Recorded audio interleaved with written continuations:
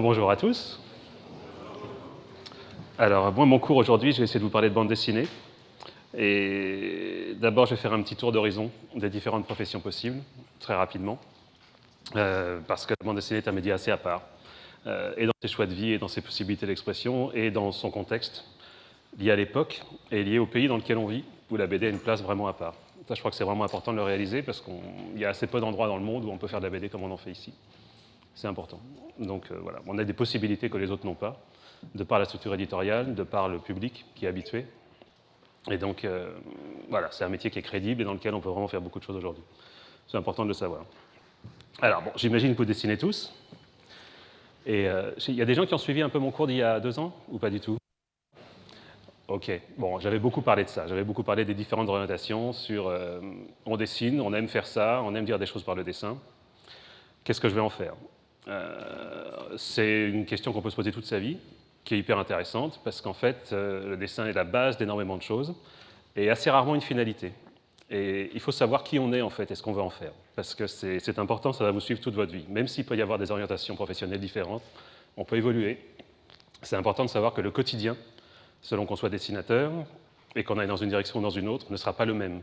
Vous ne pousserez pas le dessin aux mêmes endroits, il sera une finalité ou il n'en sera pas une, il sera partie prenante d'une chaîne de production ou quelque chose qui arrivera à la fin du process. Ce n'est pas la même chose. Ensuite, un autre aspect qui est important, c'est le mode de vie. Dans un cas, on est son propre maître, entre guillemets, c'est-à-dire qu'on s'expose, on fait ses choix, on décide d'aller dans une direction et de les assumer. Merci beaucoup. Et après, de prendre, entre guillemets, les bonnes choses comme les mauvaises, c'est-à-dire qu'on a un retour extrêmement direct sur ce qu'on envoie, ou alors on fait partie de quelque chose qui est un travail d'équipe, on participe à une élaboration commune, on peut faire des choses très, très grandioses et très spectaculaires, c'est un travail d'équipe qui a énormément d'avantages et des inconvénients, c'est absolument à chacun de voir. Je vous sensibilise là-dessus parce que c'est... on travaille, le dessin arrive, on commence à atteindre une certaine maîtrise, et ensuite, on choisit sa vie. Et la vie qu'on a en interaction avec son dessin est quelque chose qui dure très longtemps. Et il faut vraiment essayer de savoir, pas vite, il y a le temps, mais qui on est et dans quel type de cadre on est le plus pertinent et on se développe le mieux. Donc, moi, je vois 3 catégories en gros. Ce qu'on pourrait appeler le concept art. Je vais être rapide là-dessus, ensuite on va passer sur la BD. Mais la narration s'y intègre, parce que la narration fait vraiment partie de la façon dont on transmet une idée, ou une émotion, ou un concept à un public. Et les médias n'ont pas les mêmes armes.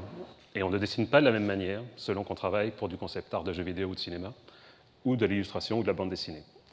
Dans un cas, c'est de l'image unique qui ne bouge pas, on est aidé par le son. Dans un cas, on a le contrôle du temps, on n'a pas le contrôle du temps. Tout ça change sur le niveau d'information qu'on peut envoyer et la façon dont ça va être perçu. Donc il faut vraiment bien distinguer ça. Donc en concept design, moi je trouve que c'est un métier passionnant parce qu'on fait partie de grands projets généralement. On est intégré à une équipe, c'est important. On a un quotidien qui fait qu'on sait ce qu'on a à faire et on dessine, l'idée germe et ensuite elle est accaparée par une équipe qui va en faire quelque chose. Ça c'est assez magique. Dans le sens de construction et de process, c'est merveilleux parce qu'on est... c'est le petit crowbar qu'on fait à la maison, sauf que ça va devenir un modèle 3D par exemple, ça va être mis en lumière, ça va être mis en matière, ça va bouger, et ça va faire partie d'une narration d'une grande envergure qui va être quelque chose d'audiovisuel. Ça peut être assez magique, c'est-à-dire que tout d'un coup on réalise la connexion qu'il y a entre le petit crowbar qu'on fait depuis qu'on est gamin dans la chambre d'école et tout d'un coup ce que ça peut devenir. Ça c'est assez magique et on ne se lasse pas de ça en 2 minutes. Après on peut souffrir du fait que ça devient ce qu'on ne souhaiterait pas, etc. Mais à mon avis c'est peanuts par rapport au fait qu'enfin, les rêves qu'on avait dans sa chambre ou les rêves qu'on voulait faire soi-même deviennent quelque chose de plus grand et qui participe à un effort collectif. Le cadre de journée est super agréable parce qu'on est suivi, on est tenu, on sait ce qu'on a à faire, on a des potes, tout ça est assez agréable. Mais en revanche, le dessin que l'on fait s'arrête à une étape, c'est-à-dire qu'il va être repris derrière par d'autres et donc il va rester à l'étape où on l'a mis, qui est donc une étape de demande nécessitée par un réalisateur ou par un production designer ou autre. Et une fois qu'il a les informations requises, il va utiliser le dessin et en faire autre chose. Et vous reviendrez à l'étape de départ pour designer autre chose. C'est intéressant, mais on ne met pas le truc à terme. Ensuite, il y a une autre catégorie de profession, qui est l'illustration et la bande dessinée. Alors, illustration BD, on va à terme. C'est-à-dire qu'en gros, l'image sera rendue au public exactement telle que vous l'avez souhaité. Aussi bien dans le cadre d'une narration que dans le cadre d'une image fixe. Donc le style devient primordial. Et ça va être un grand chapitre dont je vais vous parler. C'est qu'à partir du moment où vous êtes illustrateur, donc une image fixe, mais répondant à une demande ou en bande dessinée. Dans la bande dessinée, ce qui est particulier, c'est que vous suscitez la demande, c'est-à-dire que personne ne vous demande rien. Vous êtes à l'origine de tout et vous allez rendre quelque chose qui vous ressemble. Et ça, c'est quelque chose de bien, bien important pour ce média, ça en fait un caractère unique. C'est que c'est comme en littérature. Personne ne vous demandera jamais rien. Aucun éditeur viendra vous chercher. Quelquefois, il y aura des collusions entre auteurs qui permettront de développer des projets, mais fondamentalement, ça n'existe parce que vous en avez envie et parce que vous avez quelque chose à dire avec. Ça, c'est super important, parce que tout ce qui ensuite regroupe la narration est à 50% de règles de communication dont on va parler tout à l'heure, c'est-à-dire qu'est-ce que propose le média, quelles sont ses limites et ses possibilités, mais surtout le regard que vous avez. Et ça, c'est en bande dessinée, plus ça avance, moins, je dirais, la bande dessinée uniformisée, c'est-à-dire à très large niche, a tendance à reculer, au profit d'une bande dessinée très spécifique, plus artistique, je dirais, qui assume son statut d'être un petit peu à part, et donc de dire je suis seul, le fait d'être seul me rend décisionnaire, et donc je peux tout faire. Et là où on a une chance inouïe, c'est dont je parlais tout à l'heure, c'est que le public est habitué maintenant. Depuis l'arrivée de la nouvelle BD globalement, depuis une dizaine, quinzaine d'années, il y avait eu une grande période avec des Mandrika, des Reiser et des Bretéché et compagnie il y a une trentaine d'années. Et puis ça avait été un petit peu disparu, ça s'est un peu estompé. Et puis avec le retour des Riyad Satouf, des Sfar et des Trondheim, des Blin, des Larsenet, non seulement c'est intéressant en termes d'expression propre et en termes d'album, mais en plus de ça, ça permet et aux éditeurs, et au marketing, et au public d'être habitués à un panel de vocabulaire de dessin et de bande dessinée extrêmement large, ce qui n'était pas tellement le cas il y a une dizaine d'années. Ça, c'est vachement bien. C'est une arme dont il faut profiter, parce qu'en plus de ça, non seulement c'est intéressant ici, mais ça nous a donné comment dirais-je, une visibilité à l'international. C'est-à-dire que là où globalement, autrefois, je veux dire, dans les mondes anglo-saxons ou asiatiques, ils n'avaient pas énormément ils regardaient assez peu ce qui se passait. Là, depuis que cette bande dessinée est arrivée, ça a donné une espèce de, comment dire, le développement spécifique culturel de l'Occident autour de la bande dessinée s'est émancipé, vu de l'extérieur. Et tout d'un coup, des noms ont émergé et ont commencé à dire, regardez, on fait de l'art, globalement, de la bande dessinée ou peu importe, le pop art, peu importe, de manière spécifique là-bas, regardez ce qui s'y passe. Donc en plus, maintenant, on est beaucoup plus intégré, je dirais, dans le grand mouvement, grâce à la bande dessinée. Ce qui est chouette, parce que ce n'était pas le cas il y a peu de temps. Le web a joué et la nature de la production a joué aussi. Donc je vous parle de tout ça parce que là, quand on va enchaîner véritablement sur la narration, il n'y a pas une règle de narration, mais vraiment, vraiment, en fonction du type de dessin que vous aurez, en fonction du type de narration, en fonction du type de choix, la désignation du livre que vous allez concevoir ne répondra pas aux mêmes règles. Donc ça, il faut essayer de le réfléchir, parce que comme vous êtes générateur de votre offre, il faut essayer de réfléchir à ça. Voilà, ça c'est mon introduction. Je dirais.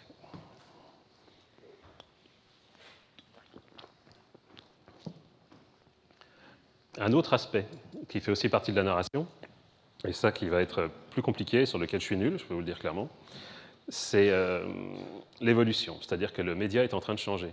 La façon de communiquer par le dessin, donc par des espaces, par des icônes et des espaces intericoniques, va changer au fur et à mesure que le livre va évoluer. Et on va évidemment vers du numérique, on le sait, et donc vers des systèmes de lecture différents. Les éditeurs sont en pleine panade sur cette question-là. Ils se posent des questions, ils se demandent un petit peu où ils vont mener tout ça. Moi, je pense qu'il n'y a rigoureusement aucun risque. Il y a, comme d'habitude, un schéma économique à trouver, qui n'est pas encore tout à fait le cas.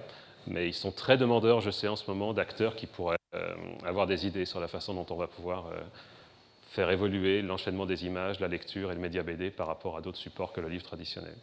Je dis ça parce que quand on va voir un éditeur, globalement, l'éditeur est souvent quelqu'un qui n'est pas un ennemi, qui est un peu paumé et qui ne sait pas si on peut faire confiance, de continuer très longtemps. On est un petit peu dans cet état-là.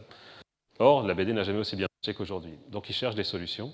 Et en général, pourtant, quand on va voir un studio de dessin animé, de cinéma, l'appel est ce dont il a besoin. En bande dessinée, il va voir ce qui arrive et il va décider de prendre ou de ne pas prendre. Donc vous devez être vraiment défini et déterminé sur ce que vous proposez. Et il y avait le papier, maintenant il y a aussi le support numérique. C'est un métier où il faut pas mal réfléchir et pas mal essayer de réfléchir à son offre. C'est vraiment, en tant qu'auteur, en tant qu'artiste, en tant qu'auteur de bande dessinée, c'est important. Et c'est plus important aujourd'hui parce que les acteurs sont un peu plus tendus. Donc il y a énormément de production, un peu trop, et tout le monde fait un peu tout et n'importe quoi dans tous les sens. Donc il y a un peu une panique générale et les gens sont en demande de solutions en ce moment. Les acteurs professionnels du métier sont vraiment en demande de solutions. C'est à vous de les trouver, il n'y a pas une solution. Chacun doit trouver la sienne par rapport à son média et par rapport à son désir d'expression. Voilà, ça c'était pour l'état du métier. Question sur tout le bazar que je viens de raconter. Rien. Ah, ça y est, je vous donne le micro. Hop. Il faut appuyer sur le petit bouton. Avant et puis après. Oui, la question, ça serait justement pour la proposition d'un projet à un éditeur, vu que donc, les formats changent, etc. Est-ce qu'il faut, sur un projet un peu hybride, aller jusqu'au bout de son projet, ou est-ce qu'on est sur le schéma classique, quelques planches, une couve et... Moi, je suis toujours... Enfin, ça dépend. Il y a des gens qui veulent travailler... La question, c'est en gros, jusqu'où il faut porter l'aboutissement d'un projet avant de le présenter à un éditeur. Moi, ce que j'ai constaté, c'est qu'il faut... Une grande partie de notre métier, c'est de faire envie. Il y a deux choses. D'abord, il faut faire envie. C'est-à-dire, il faut se dire, tiens, je tiens quelqu'un que je n'ai pas encore, que je n'ai pas dans mon catalogue, qui m'intéresse et que je pourrais revendiquer, soit au niveau commercial, soit au niveau média, soit au niveau artistique. Il faut qu'il trouve son os à ronger. C'est très important. Donc, moi, je trouve que c'est plus efficace de suggérer et de donner envie que de dire, voilà mon bouquin, tu le publies ou tu le publies pas, de toute façon, si tu le prends pas, je vais à la concurrence. Parce que quelque part, c'est minimiser son rôle. Puis il y a une partie égo qui est importante pour le gars, qui...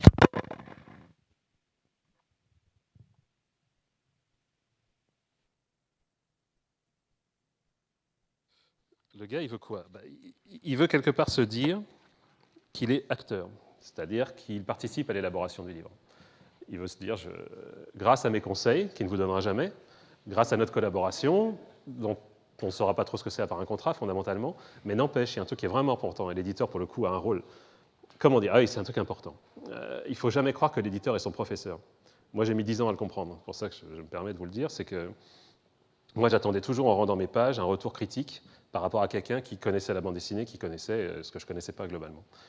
En fait, alors, il y a eu des moments où ça a été le cas, ça n'est plus le cas. D'abord parce qu'il ne s'y connaît pas forcément très bien, vu qu'il vient quelquefois de formations qui n'ont rien à voir avec ça, ce sont plus davantage des gestionnaires que des gens vraiment du métier. Mais d'autre part, il y a vraiment un culte important de l'auteur en France qui fait qu'ils ne se permettent pas d'intervenir sur vos points de vue, sur vos orientations et sur votre travail. Donc à partir du moment où on quitte la sphère de l'école ou des cours et des conseils qu'on peut se donner par le web ou par les écoles, vous serez un peu à poil. C'est-à-dire qu'il n'y aura pas de retour formel, académique sur « attention, là je comprends pas, là ça m'intéresse, là à mon avis tu perds ton point de vue, etc. » Ça, faites-vous des communautés, parlez-en entre vous, discutez-en. En bande dessinée, c'est important parce que c'est des points de vue extrêmement spécifiques. C'est-à-dire que chacun va définir sa Bible et son cahier des charges. Donc on ne sait pas si on a raison ou tort, on fait par rapport à ses envies.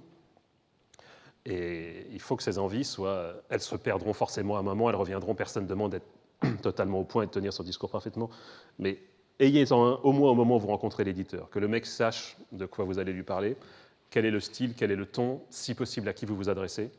Parce qu'il y a beaucoup d'éditeurs, il y a des centaines d'éditeurs. Il y a les quelques gros dont on parle souvent, mais il y a les indépendants, il y a des petits, et ils ont tous, et ça c'est vraiment important, il ne faut pas aller chez l'éditeur, à mon avis, qui prend le livre. Alors après, c'est peut-être des paroles de riches, j'en sais rien, mais en tout cas, tous les éditeurs ne savent pas travailler les mêmes livres et ne comprennent pas tous bien les mêmes choses. Il faut vraiment mater le catalogue et aller chez ceux qui sont à même de comprendre ce que vous allez leur envoyer. Parce qu'ils vont devoir défendre le livre. Ils vont non seulement le publier, mais ils vont le défendre auprès du marketing, auprès des distributeurs. Il faut qu'il en parle avec un minimum d'intérêt, qu'il se soit approprié le truc. C'est pour ça que je pense qu'il doit être acteur dans la naissance du livre. Voir les pages arriver régulièrement, organiser des déjeuners, créer une connexion qui fasse qu'il ait l'impression que ce livre soit aussi sa création. Ça, c'est un conseil strictement pro, mais qui marche. Il ne veut pas être juste le passe-plat. C'est-à-dire le gars qui prend un PDF, qui l'envoie à l'impression, qui le vend, et puis bon, il espère que ça va marcher. C'est vexant, il s'emmerde du coup, son métier perd tout intérêt. Donc faites-le participer. Il peut y avoir des bons conseils déjà d'une part, et ensuite il sera un meilleur acteur pour ce qui est de la vente. Voilà. Est-ce qu'il y a d'autres questions sur l'aspect général, on va dire? Ah ben en avant. Voilà, pareil, il faut appuyer. Très bien, il faut appuyer. Ouais. Est-ce qu'on est bon? Oui. Alors moi justement, j'ai déjà sorti de bouquins. Et moi, c'est une question que j'ai avec pas mal de collègues auteurs. Justement, je trouve que ça résonne bien avec ce que tu viens de dire, à savoir est-ce que l'éditeur est encore utile? Parce que justement, moi concrètement, je trouve, j'ai exactement vécu ce que tu expliquais là, mais moi j'ai trouvé justement que c'était exactement ça. Ça veut dire j'envoie mes planches, j'ai jamais eu un retour, et puis au final, il y a une publicité qui est plus ou moins bien faite.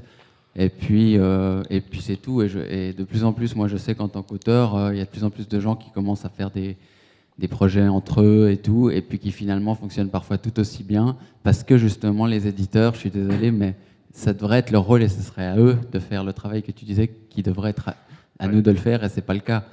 Et je prends justement des modèles ou à l'américaine ou à la japonaise, où justement l'éditeur, il fait partie effectivement de la chaîne.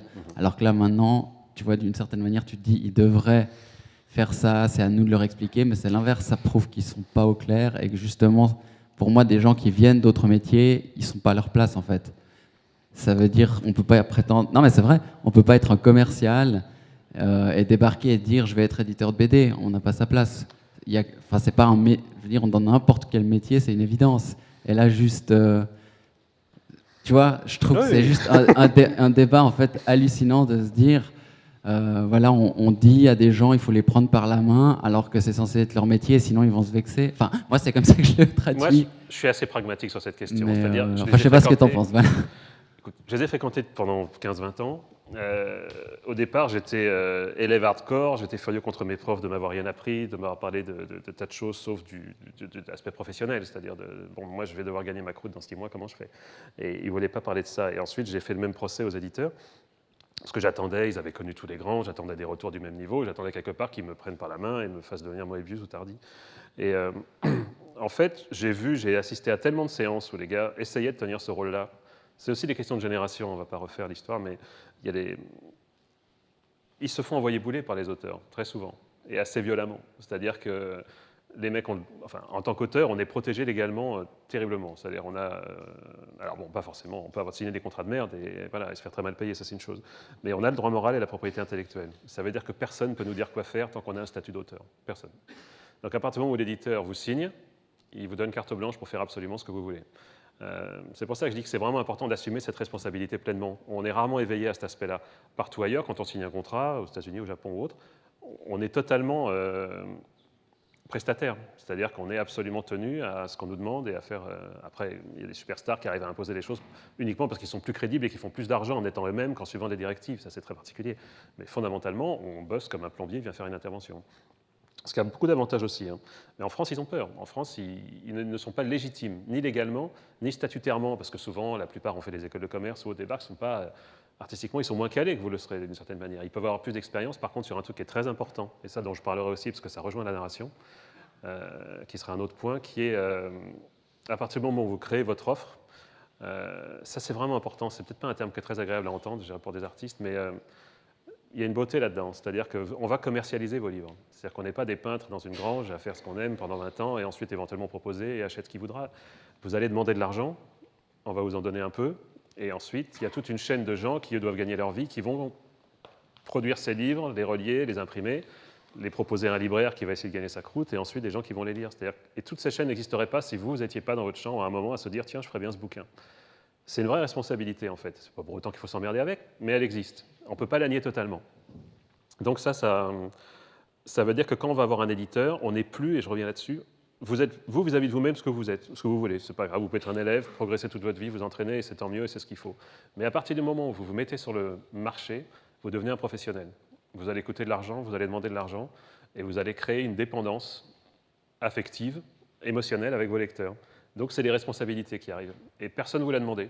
C'est vous qui êtes totalement générateur de ça. Et c'est super important quand on gère une carrière d'auteur de BD, c'est que ça s'est un peu perdu, je ne vous cache pas, depuis 10-15 ans, avec beaucoup de séries qui s'arrêtent, d'auteurs qui se disent « oh bah, j'ai plus envie, je vais passer à autre chose, etc. » J'ai été le premier à faire ça. Parce qu'à une époque, il y avait une survalorisation de l'auteur qui faisait que l'important, c'était qu'on fasse ce qu'on aime et qu'on progresse et qu'on suive son destin quelque part. Et on oubliait ce pacte un peu fondamental qui est que de l'autre côté, bah ouais, mais il y a un mec qui s'est intéressé à des personnages, à une histoire, à un regard, à un style, et qui a le droit d'avoir la suite, parce que c'est nous qui avons fait la demande. Je trouve ça assez légitime, en fait. Et là, il y a eu un côté petit con quelques années qui faisait que, ouais, mais bon, voilà, j'aime bien cette histoire, j'ai envie de la faire, l'autre je la sens plus, salut, et d'une pirouette, on envoyait bouler un certain nombre de choses. Et comme en bande dessinée, vous allez vous allez créer votre nom, pourquoi pas, votre style, et donc créer une adhésion de la part d'un certain nombre de personnes. La moindre des choses en échange, c'est d'être un peu responsable de ça et redevable de ça et de se dire, bon, voilà, j'ai créé ça, ça a plu, c'est cool, maintenant on va essayer de faire des choses avec. Et tout ça va dans le même message en fait qui dit que c'est important quand on est auteur de bande dessinée de bien définir son offre, même si elle dure que 3 ou 4 ans, mais d'essayer de se dire, je suis ça, j'aime ça. Quand je me retourne sur les dessins que je fais ou sur les histoires que j'ai envie de raconter, je me rends compte que ça, j'aime bien, je ne suis pas mauvais là-dedans, je peux faire quelque chose. Et ça va définir un cœur de métier. Ça va définir quelque chose qui pourra qui mérite qu'on y passe quelque temps, en fait, globalement, pour préciser cette offre et en faire quelque chose d'officiel, et pourquoi pas en faire une bande dessinée et le publier. J'aime bien ce regard-là. Il y en a d'autres. Je dis pas tout ce que je dis est strictement personnel, hein, c'est pas une vérité, hein, c'est l'état de mes réflexions globalement. Mais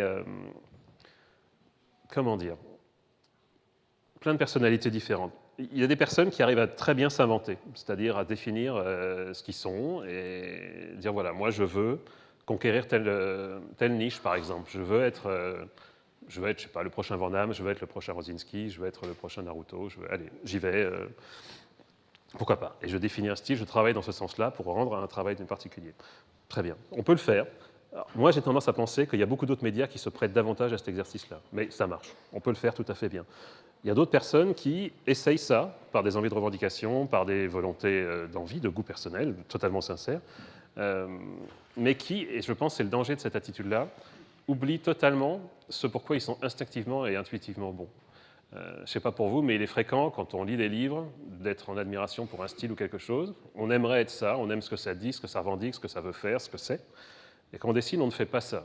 Alors pourquoi? C'est bizarre, parce que c'est fondamentalement ce qu'on préfère. Il n'y a pas d'explication. On est ce qu'on est. Et on peut nier toute sa vie ce qu'on est et se dire, voilà le style dans lequel je veux aller, parce que c'est... Voilà, il fait tout ce que j'aime et tout ce que je veux. Je pense que c'est un faux pari, parce que d'abord c'est du travail, ensuite c'est contre nature, et il y a un moment où vous allez arriver aux limites de la pertinence que vous aurez par rapport à un style qui n'est pas le vôtre. Le style, c'est pas artificiel. C'est très naturellement ce que vous aimez. Il faut vraiment essayer de se rappeler fondamentalement de ce que vous êtes et de ce que vous aimez. Et ça rejoint la narration, parce qu'on ne raconte pas de la même manière selon qu'on soit Watterson et qu'on fait Calvin et Hobbes. Le travail à faire, qui va nous mener enfin au vrai chapitre sur la narration, c'est qu'est-ce qui va définir votre proposition de bande dessinée? C'est ce qui vous touche. Qu'est-ce qui vous émeut? Qu'est-ce qui vous énerve? Qu'est-ce qui vous agace? Qu'est-ce qui vous plaît? Qu'est-ce qui vous fait rire? Qu'est-ce qui vous fait chialer? Etc. Vous devez travailler là-dessus et trouver un graphisme qui vous permet de l'exprimer. Si vous arrivez à définir le spectre émotionnel que vous voulez traiter en bande dessinée, vous allez savoir quel est le style qu'il va falloir travailler et développer en fait. Si vous voulez faire rire, si vous voulez faire peur, si vous voulez suggérer du bizarre, si vous voulez au contraire être extrêmement analytique et informatif, si vous voulez être journalistique, tout ça regroupe des styles et des arts narratifs différentes. C'est absolument capital de définir le spectre d'émotions que vous voulez traiter avant de commencer à faire des pages. J'aurais juste une question. Je te donne. Le bouton orange. Un, deux. Ouais. Justement, concernant le style, j'aurais aimé savoir, parce qu'en tant qu'artiste, quand on crée une histoire, est-ce qu'il est conseillé de construire l'histoire totalement de A à Z au niveau aussi du scénario? Ou alors, par exemple, typiquement, moi j'aimerais aussi créer une histoire, mais j'ai quelques lacunes au niveau du scénario et je pensais prendre justement un scénariste. Donc, voir comment ça se passe à ce niveau-là pour trouver aussi un bon scénariste qui puisse qui puisse suivre justement la ligne artistique qu'on s'est donnée. Justement.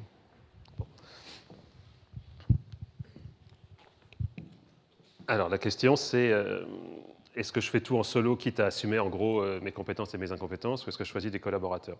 Il n'y a pas de règle. La vérité, c'est qu'on n'est pas bon partout et on n'est pas bon dans là où on a choisi d'être bon, globalement. C'est un truc qui est chiant, mais c'est comme ça. C'est-à-dire qu'on peut rêver d'être quelqu'un, on ne fera pas forcément cette personne-là. Je crois que ce qui fait perdre du temps, c'est d'essayer de s'accrocher à cette idée qu'on va être quelqu'un d'autre, globalement. L'essentiel du boulot, c'est très vite se foutre à poil et dire bon, bah, c'est ça, ok, bon, bah, c'est pas plus, c'est pas moins, mais on va essayer d'en faire quelque chose et de le bosser. Et là, on est bon. Parce qu'en fait, pourquoi est-ce qu'on est bon quand on fait des... C'est pas des formules à la con, ces formules, ça peut paraître des formules à la con, mais c'en est pas. C'est-à-dire que quand on fait une bande dessinée, tout est affaire de choix. C'est vrai dans d'autres médias, mais alors en bande dessinée, c'est plus radical qu'en n'importe quoi. Il n'y a rien qui existe le matin et le soir, vous avez tout. C'est-à-dire le design des persos, le design des costumes, le design des lieux, le design des, des lumières, des couleurs, des atmosphères, également les choix narratifs et le choix du scénario et ce genre de choses. Donc, le choix d'un collaborateur, il est extrêmement délicat. Un collaborateur peut être brillant, vous pouvez travailler avec Miller, avec Moore, avec Van Damme, avec Mignola, avec qui vous voudrez. Si ce qui le touche, lui, ne va pas vous toucher vous, vous n'aurez aucune pertinence pour traduire ce qui va faire, lui, sa qualité. C'est-à-dire que les qualités ne sont pas polyvalentes. On est bon à partir du moment où on a les réponses aux questions posées, en fait. On fait des bonnes pages à partir du moment où les signaux qu'on veut envoyer, on les comprend. Et où, paradoxalement, enfin, je veux dire, très logiquement, on a les réponses appropriées pour faire que cette émotion qui vous habite et qui vous intrigue va être comprise par le lecteur. Toutes les émotions ne seront pas polyvalentes, vous ne pourrez pas tout faire avec tout le monde, mais il y a vraiment moyen de se planter sur la désignation de son projet et là où mettre ses énergies. C'est vraiment un truc important. Donc, bon, L'écriture, c'est un énorme chapitre. Alors, on ne va pas parler de ça parce que c'est énorme. Il y a vraiment assez peu de choses à savoir pour savoir faire une structure cohérente. Il y a des bons livres là-dessus, je pourrais vous en conseiller si vous voulez. Mais globalement, on peut faire Moebius, on peut faire Major Fatal, c'est-à-dire partir en improvisation totale par rapport à une humeur, un style qui permet de transmettre cette humeur, et des gens te suivront sur cette humeur pourvu qu'elle soit, et là ça rejoint toujours la même idée, c'est-à-dire qu'une bande dessinée, qu'est-ce qui fait la différence entre une bande dessinée qui est lue et une bande dessinée qui n'est pas lue? C'est pas tellement son style, c'est pas tellement le public qu'elle vise, après on varie sur les tirages, etc., mais c'est pas ça, c'est que l'émotion que vous voulez faire passer passe. C'est le seul truc. C'est-à-dire que la seule chose qui fait qu'une bande dessinée va être intéressante ou va attirer l'attention, même si elle est mal foutue, même si elle est parfaitement faite, ça ne joue pas. Ça va vous toucher ou pas vous toucher, vous émouvoir ou pas vous émouvoir. Et la seule façon de faire que ça fonctionne, c'est que ce soit lisible et que le signal soit clair. Et ça, j'insiste beaucoup là-dessus parce qu'on fait souvent la confusion entre un message complexe et une transmission claire ou inversement. C'est-à-dire qu'on peut dire des choses extrêmement complexes de façon très lisible et très limpide. Et je pense que c'est important. L'important, c'est de toucher l'interlocuteur, globalement. Il faut trouver les armes pour le toucher, et il n'y a pas moyen de le faire si on n'est pas chez soi. Il faut parler de ce qu'on connaît. Et les seules choses qu'on connaît tous, c'est les émotions, globalement. Donc à chacun de faire que son dessin et sa narration soient un lien direct entre cette émotion ressentie au moment où on a envie de faire le projet et le moment où la page est terminée. Et c'est une autre difficulté de la bande dessinée, c'est le temps d'exécution, qui est interminable. Faire une bande dessinée, c'est long. À chacun de trouver des moyens pour faire que cette impulsion de départ qui a motivé ces semaines ou ces mois d'écriture, de conception, de design et finalement de narration et de dessin reste intacte. Très important ça. Certains font des storyboards à fond la caisse histoire de garder l'humeur intacte quand ils commencent, c'est-à-dire d'aller très vite dans leur récit, la façon dont ils vont rythmer leur récit, la façon dont ils vont dessiner des priorités dans leur récit, ce qui va être les points d'orgue, ce qui va être des points à mettre un peu piano, comment faire péter les scènes spectaculaires en ayant avant quelque chose qui les amène justement en ayant un rythme à l'inverse. Toutes ces choses qui font que les émotions sont encore en live dans votre esprit et donc susceptibles d'être travaillées avec pertinence et efficacité, je dirais. On va passer au découpage. Moi, j'ai amené des trucs qui sont marrants. C'est en fait le bouquin sur lequel je suis en train de travailler, qui est le dernier album de Long John Silver. Et je vais essayer de vous montrer comment on passe de l'écriture globale, c'est-à-dire le moment où on a juste une description d'histoire, à une page de bande dessinée. On parlait tout à l'heure du thème qui était comment transmettre en fait une histoire en fonction des différents médias qu'on va choisir. C'est important. En bande dessinée, on a un espace qui est extrêmement court. Il faut être très synthétique. On a en gros 46 pages, même si aujourd'hui des quantités de formats sont possibles en fonction du style que vous allez choisir. Il y a différents paramètres qui jouent. Et ça, c'est encore un dernier point sur le style qui est important, c'est que le dessin et l'illustration ne sont pas la BD pour une raison simple, c'est qu'il faut gérer le temps et l'urgence qu'on a à travailler. On ne peut pas avoir le même niveau de rendu en bande dessinée ou en illustration. D'abord parce que c'est épuisant et que c'est fatigant. Ensuite parce que c'est contre-productif, je pense. C'est-à-dire qu'une image, et on l'a vraiment prouvé en bande dessinée, peut être extrêmement claire de manière extrêmement synthétique et donner beaucoup avec très peu de choses. Et c'est du logotype en fait, il ne faut pas oublier ça. C'est-à-dire que l'école radicale, on va dire, en bande dessinée, ça va être Lewis Trondheim, qui dit le dessin n'a plus besoin d'être une ligne ou une expression un média d'expression proprement dite, mais c'est une accumulation de codes et de symboles qui vont faire la narration, qui vont faire l'émotion. Ça marche absolument bien, c'est brillant, ça fonctionne très très bien. On peut faire beaucoup de choses. La seule question que vous devez vous poser par rapport à ça, par exemple, c'est est-ce que je peux faire peur avec ce graphisme, par exemple? Est-ce que je peux suggérer une bizarrerie? Est-ce que je peux exciter? Est-ce que je peux... Tout ça. Si la réponse est oui, vous avez votre style parce que ça vous permet de faire absolument tout ce que vous avez à faire dans votre livre. Si ce n'est pas le cas, il faut que vous trouviez un style qui va vous permettre d'exprimer cette émotion particulière. Donc moi, personnellement, c'est vrai que je ne suis pas du tout dans cette ligne-là. Pas par choix, parce qu'on se subit et qu'on fait ce qu'on a à faire, et parce que les choses que j'ai à dire me paraissent nécessiter un graphisme de ce genre. Il n'y a pas de règle, c'est mon choix par rapport à la façon dont les choses me viennent. Il y a beaucoup d'études qui ont été faites récemment, moi je vous encourage à regarder, comme le travail qu'a pu faire Larsenet par exemple, ou Christophe Blain, qui sont intéressants parce qu'ils sont très logotypes, ils sont très adaptés à la bande dessinée, ils sont à la fois rapides à exécuter et très intéressants graphiquement. Et en plus de ça, ils ont un grand panel d'expressions émotionnelles possibles. Ils peuvent vraiment créer du malaise, ils peuvent vraiment faire rire, ils peuvent suggérer la vitesse comme l'immobilisme, ils peuvent faire des images à vocation esthétique ou descriptive. C'est intéressant. il y a peu de choses on peut raisonner comme ça. Il y a Régis Loisel, qui est un auteur intéressant de ce point de vue-là, qui explore tranquillement le champ des possibles dans l'expression émotionnelle, qui dit, bon voilà, moi je peux aller là, là, là, là. Et c'est bien, parce que c'est bien de pouvoir se dire, quand on écrit ou qu'on élabore une scène, je peux aller là-dedans, je pense trouver les moyens d'y arriver. C'est chiant d'avoir un style qui bannit totalement toute envie d'exploration personnelle ou de faire aller son personnage ou sa scène dans un endroit où on se dit, je ne pourrai pas, ce dessin ne fera jamais peur, ce style-là ne pourra jamais suggérer ce que je cherche à faire.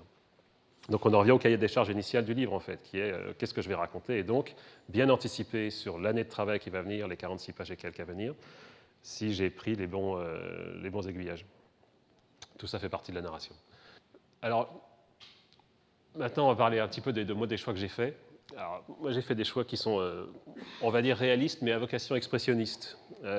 Pourquoi ? Parce qu'il y a deux choix possibles. Là, on va vraiment aller dans le dur de la narration. Outre le choix artistique du dessin, pour moi, il y a deux grandes façons, quand on est en réalisme, entre guillemets, de raconter une histoire. Il y a la description factuelle et il y a la description sensible, qui peuvent se mêler, hein, mais globalement, pour faire comprendre une scène, c'est-à-dire vous mettez un protagoniste dans une situation qui rencontre un problème, qui va donc changer d'état, essayer d'affronter son problème pour parvenir à son objectif. Les deux choix vont amener du monde et rejeter du monde, parce que c'est deux natures de personnes. Il y a globalement les romantiques et les cartésiens. On n'est pas obligé de réfléchir à tout ça, on peut s'en foutre, vous pouvez oublier tout ça sitôt sorti, mais c'est intéressant parce que ça permet d'être armé par rapport aux réactions que vous aurez sur vos dessins et sur vos livres derrière. C'est-à-dire qu'il y a des gens qui globalement ont besoin d'avoir, mettons, un cinéma ou une littérature très structurée, très factuelle, avec, voilà, mettons, Hit, ce genre de choses, et d'autres qui peuvent aller vers Lynch sans problème, en quasiment se libérant de toute formule pragmatique, argumentaire, et en se laissant guider par le sensible et par des signaux sensibles purs et durs. Moi, j'aime les deux, et il se trouve que quand je travaille, je m'aperçois que pour transmettre une scène, j'ai besoin d'être plus fortement dans l'expression du sensible que des faits. Donc, je suis en train de jongler en permanence entre une expression du réel, c'est-à-dire de la pièce, du lieu, ou de la scène, ou du personnage tel que je la vois, et je ne la dessine pas comme elle est, mais telle que l'état émotionnel du personnage la voit. Par exemple, si le gars est désespéré, il va voir ça d'une certaine manière. S'il est apaisé, il va l'avoir d'une autre. Exactement le même décor. Exactement. On peut jouer sur des leviers là-dessus. Alors du coup, ça donne des choses qui sont souvent très outrancières, entre guillemets. C'est-à-dire, voilà, par exemple, bon, là, on est dans un cauchemar, donc ça peut s'entendre. Mais là, on est dans une vue réelle. Pour une vue réelle, on peut considérer que c'est quand même un petit peu excessif, etc., etc. C'est-à-dire que je suis toujours dans la priorité d'expression d'émotion du protagoniste que dans l'expression de description de l'environnement et du lieu. C'est un choix. Par exemple, il y a d'autres séries de navigation faites qui sont beaucoup plus réelles, qui connaissent mieux les bateaux, qui sont plus dans l'expression des faits, et des lecteurs ont besoin d'avoir cette référence au réel constante pour pouvoir trouver ça crédible et fonctionner dans l'histoire. Sinon, ils vont s'arrêter sur des arguments comme ça n'est pas vrai, les échelles ne sont pas bonnes, ça ne fonctionnait pas comme ça, etc. On peut tout à fait le recevoir, hein, c'est des arguments qui sont recevables. Mais je vous en parle parce qu'à partir du moment où vous allez devoir faire croire à vos rêves, il faut savoir que si on va dans l'ultra-incarnation réaliste, vous allez perdre les romantiques et les romanesques qui ont envie d'avoir un peu plus de pulse et un peu plus d'expression sensible. Et si vous allez dans de l'ultra-baroque, vous allez perdre des historiens et des pragmatiques qui disent « bon, mais c'est Hollywood, c'est n'importe quoi, je ne peux pas croire à ce truc-là ». Voilà, il faut le savoir, ça dépend à qui vous vous adressez, encore une fois. Je vous mets plein de questions en tête, c'est peut-être un peu inutile, mais je pense que c'est peut-être pas immédiat, hyper important sur le pied d'appel, mais sur l'ensemble de la gestion de vie d'auteur, c'est important. Et pour définir ses objectifs et mieux analyser les retours qui vous seront faits. Est-ce que... Il faut appuyer juste un coup, je crois. En fait, par rapport à ce que tu viens de dire, est-ce que ça veut dire que tu fais déjà ce choix de cible ? Parce qu'au final, Non, là, honnêtement, on se subit. C'est-à-dire, enfin, je pense. Je reviens au même truc de tout à l'heure, mais on est ce qu'on est. C'est-à-dire que la scène fait que vous avez envie de l'emmener dans tel endroit, vous savez que votre style va la faire apparaître là-dessus, et la gymnastique mentale de se dire « oui, mais je vais perdre tel ou tel lecteur » me paraît un petit peu absurde. Ça, c'est vraiment une gestion de... Il faut accepter cet état de fait, en fait, qui fait que les choix stylistiques qu'ils vont faire ne vont pas fédérer tout le monde. Ils vont attirer un certain nombre de personnes, en rejeter un certain nombre d'autres, créer des adhésions et des rejets, c'est normal. Mais dans un système d'expression artistique ou d'auteur, avoir une neutralité dans le signal me paraît contre nature avec la motivation première. Est-ce que vous voulez transmettre, vu qu'on veut quand même fondamentalement transmettre de l'émotion. Donc ça, c'est quelque chose à assumer. Ce n'est pas quelque chose sur lequel il faut... Non, c'est très important pour ne pas se laisser noyer dans les diagnostics, dans les retours ou dans les critiques qui pourraient éventuellement essayer de vous emmener dans telle ou telle direction. Il faut juste reconnaître que ces mouvements existent, que ces systèmes d'appréhension existent, c'est normal, Et c'est pas grave. C'est-à-dire que vous devez être honnête par rapport au signal que vous voulez envoyer. Et la seule attention vraiment importante, c'est est-ce qu'on comprend ce que je veux dire? Est-ce que, grosso modo, le signal est bien perçu? C'est normal qu'il ne plaise pas, c'est normal. Quelqu'un qui écoute Glenn Gould ne sera peut-être pas le même qui va écouter Metallica. C'est pas grave. Ça ne détermine pas ni de qualité ni d'échec. C'est un état de fait. Je dis c'est un outil de diagnostic, c'est vraiment important. Pourquoi diagnostic? Parce que tous autant qu'on est, on se demande toujours si on envoie le bon signal, si on est dans la bonne direction et si on est légitime et si on y arrive, si de l'autre côté, on comprend ce qu'on est en train de dire.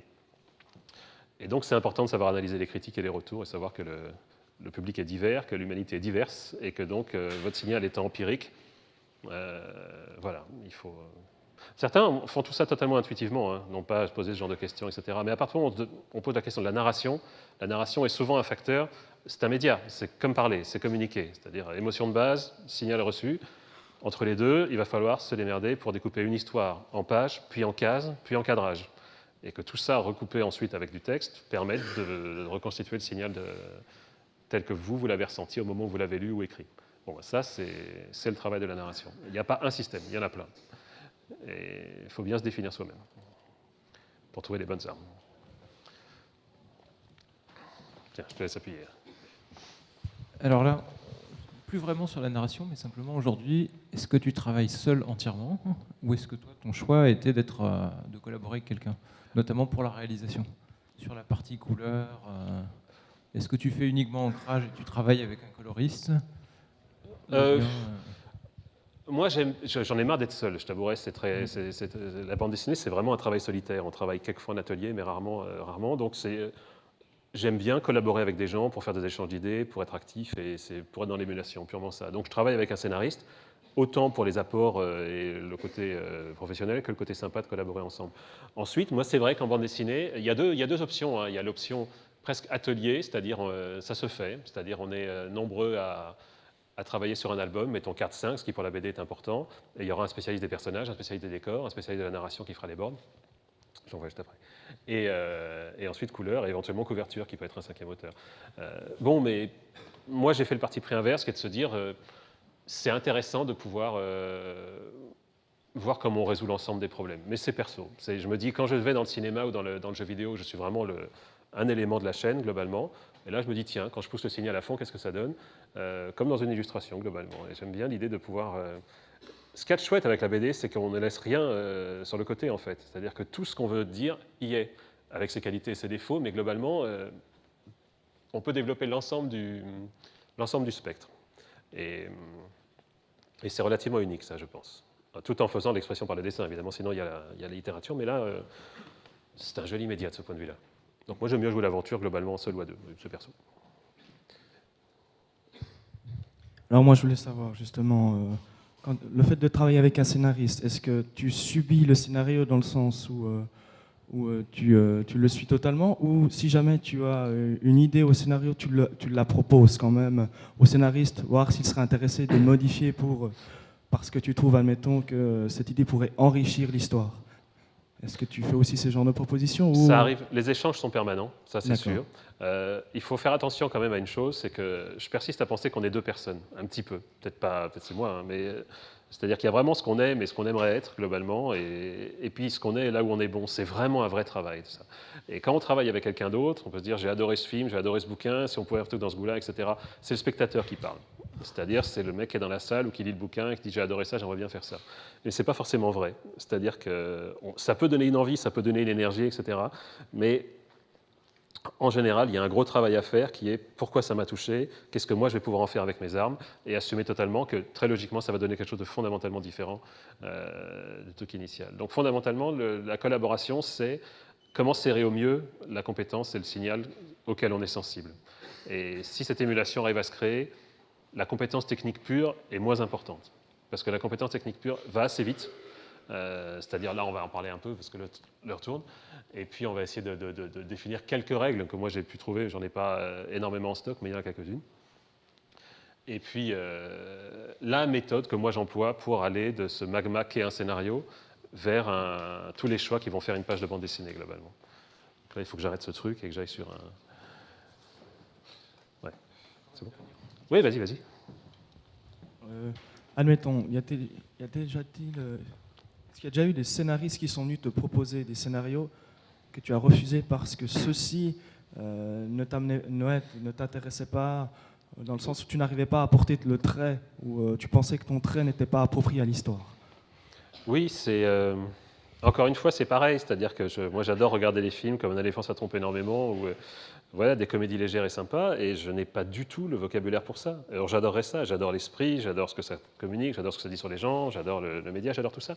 Et en bande dessinée, j'adorerais pouvoir faire du Larsonnet, parce que ça va vite, parce qu'on peut faire une page en une journée, c'est-à-dire suivre les envies. Mais il y a un moment, il faut accepter. Je pourrais amuser à le singer, je pourrais essayer de le copier, je pourrais essayer de... Mais il y a un moment, et ça c'est vraiment un exercice à faire, c'est vraiment se retourner sur ce qu'on fait. Réaliser non pas au jour le jour ce qu'on fait, mais voir un peu tout ce qu'on a fait. Et vraiment, votre œil ne va pas vous tromper. Il va vous dire, tiens, c'est marrant, ça, c'est pas ce que je préfère. Moi, j'en ai marre de l'heroic fantasy, ou j'en ai marre de la SF, ou j'ai pas envie. Mais quand je fais ça, pour une raison X, j'ai les réponses. Ça match, ça fonctionne, etc. Et ça ne va pas forcément contre le principe d'évolution personnelle. On ne peut pas tout opposer, puis sinon on ne résout jamais rien. Mais il ne faut pas non plus oublier qu'on a des évidences, des sensibilités naturelles qui sont là. Et souvent, quand on lit des bios des artistes, il y a des moments où on se perd parce qu'on essaie de plus être soi-même, parce qu'on a envie de revendiquer autre chose, donc conquérir un autre truc. Ce n'est pas un mal d'évoluer, ce n'est pas du tout ce que je dis. Ce que je dis, c'est qu'il faut essayer d'avoir conscience de là où on est vraiment profondément à sa place. C'est déjà tellement dur d'être vraiment bon dans un secteur une fois qu'on l'a choisi, que si on doit en plus essayer de faire le tour du monde et tout explorer, on est un voyageur éternel, mais jamais forcément quelqu'un qui va... Or, comme moi, clairement, mais c'est mon truc. Ma priorité, c'est d'essayer de toucher, c'est-à-dire d'essayer de mener la scène au plus juste de l'émotion qu'elle m'a générée. Je ne veux plus faire de balade tellement. Là, je veux vraiment essayer de mener l'exercice à son terme. C'est mon choix. C'est pas autre chose. OK. Alors, comment je procède? Voilà, je vais appeler cette petite partie « Comment je procède ». Donc j'ai amené... Est-ce que c'est lisible? C'est un peu juste? Ouais, je vais vous faire la lecture peut-être. Comment on procède? Alors, on écrit... vous avez déjà travaillé sur des bases de scénarios, façon... Bon, comment ça se présente? Il y a des impératifs en cinéma qui font qu'en gros, une page est une minute de film. C'est comme ça. On a calculé en gros qu'un scénario de 90 pages faisait un film de 90 minutes. Bon. Donc ça oblige à découper ça d'une certaine manière par rapport aux moyens du cinéma. En bande dessinée, on n'a pas ça, parce que les systèmes d'ellipse ne sont pas tout à fait les mêmes, et surtout parce qu'on a un énorme déficit par rapport au cinéma de ce point de vue-là, c'est qu'on n'a pas la gestion du temps. On ne peut pas imposer le rythme de lecture. C'est un des grands problèmes qu'on a dans une bande dessinée où on essaie de générer des suspens ou des attentes et des choses comme ça, c'est qu'on filme, vous bloquez le gars face à sa télé ou dans sa salle. Si vous voulez le faire attendre 3 minutes dans un couloir, il va attendre 3 minutes dans un couloir. Et il aura le temps de fantasmer, d'attendre, d'imaginer tout ce qu'il veut, etc. Il est obligé de subir. En bande dessinée, il peut tourner les pages et aller à la suite directe. Très difficile de générer ce genre de suspense ou d'attente, il faut le savoir. Par contre, il y a des points que moi je considère comme extrêmement puissants, qui est le contrôle de l'information dans l'image, qui est beaucoup plus délicat en cinéma. Où c'est une photo, donc on peut orienter, on peut diriger les lumières, on peut essayer de tricher un peu, mais en dessin, on peut tout faire. C'est-à-dire que les seules limites du dessin sont celles que vous vous fixez. La capacité de l'œil à interpréter et à créer des abstractions par rapport à ce que vous lui donnez est énorme. Donc on peut serrer l'émotion au plus près. Ça, c'est vachement bien. Donc déjà, il y a les règles universelles du cadrage, dont on va parler tout à l'heure. Mais une fois que vous avez cadré, et donc que vous savez ce que vous allez faire comme image, vous avez encore la possibilité d'expression par le dessin. Ça, c'est une arme puissante. Donc là, c'est moi ce que j'appelle l'étape du découpage. C'est-à-dire qu'on a lu le scénario, qui est en gros une forme quasiment...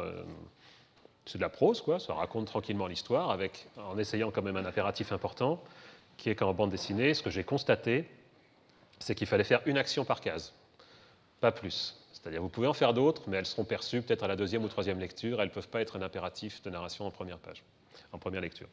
Ça, il faut le savoir. Donc de manière générale, il faut essayer de se démerder pour que le découpage soit strictement une priorité de ce que vous voulez montrer. Cette priorité va devenir une image.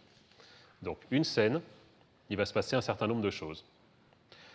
Votre premier boulot en tant qu'auteur, mais ça c'est vrai dans tous les médias, illustrateurs, c'est de définir des priorités. Dans cette scène, il va se passer 6 actions. Bon, dans ces 6 actions, il va y en avoir 2 qui vont amener l'action principale en elle-même et la conséquence de l'action. Bon. Après, vous allez en faire des images. Alors moi, j'ai fait un certain nombre de choses. Là, on est dans une espèce de cauchemar que fait mon personnage principal féminin, qui est hypnotisé à un moment et qui va donc faire un rêve parabole sur ce qu'elle vit. La page va devenir ça.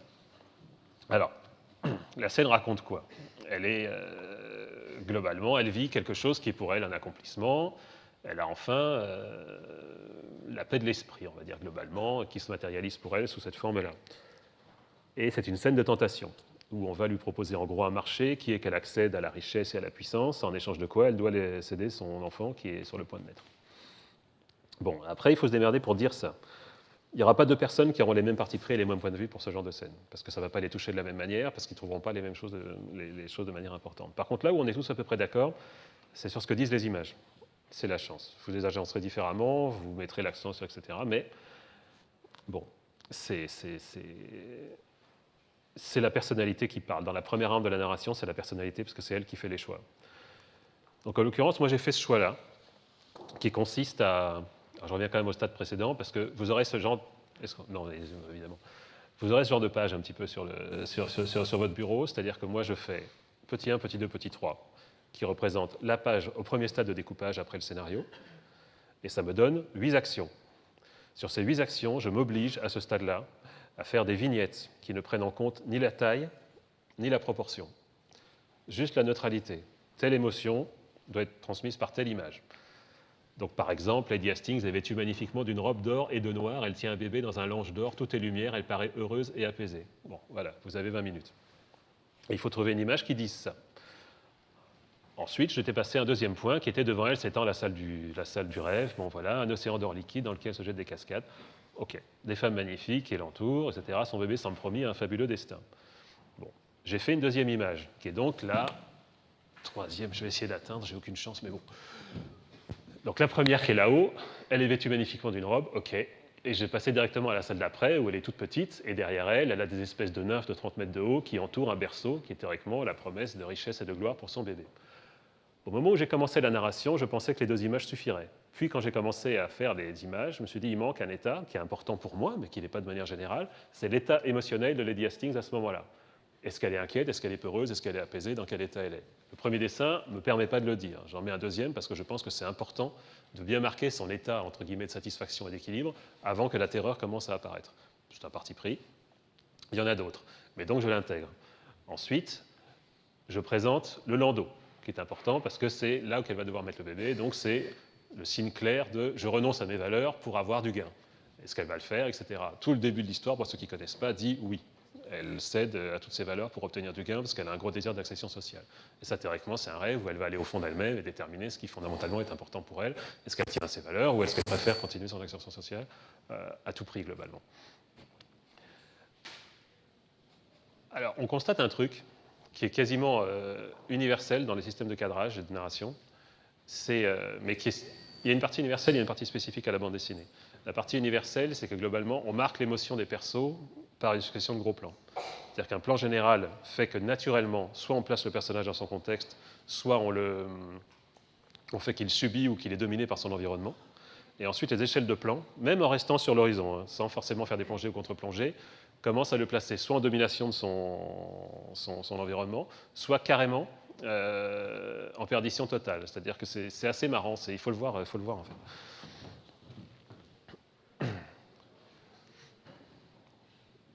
Par exemple, voilà, ça c'est typique. C'est une scène en fait avec une alternance de points de vue. Et la façon dont les points de vue vont évoluer détermine l'échelle des plans. C'est quasiment systématique. C'est-à-dire, moi, c'est systématique. Dès que je veux montrer un personnage qui vit une intensité, j'enchaîne sur un gros plan. La difficulté de ce genre de vocabulaire, c'est qu'on perd le contexte. Donc c'est toujours un jeu entre remise en contexte pour placer la chorégraphie et placer la réalité du lieu et de la scène, et la façon dont chaque personnage interprète.